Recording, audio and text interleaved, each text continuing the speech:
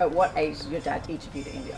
I was 10 in 1997 when Dad took me to an amazing trip to India. I'm going to take my son in a few years, get really opened my eyes to the world and showed me not just how lucky we are to live in Australia, but also motivated me to discover the world when I was an adult and travel all around.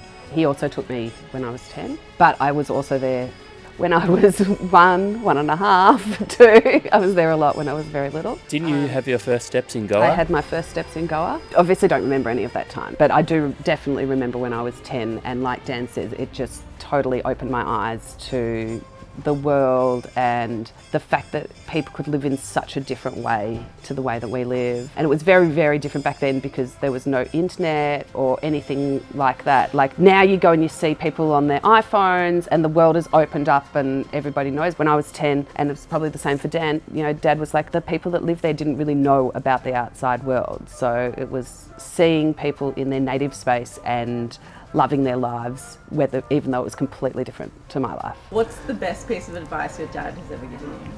Treat everybody equally and with respect. You know, what's really funny is I was just about to say that as he said that out of his mouth.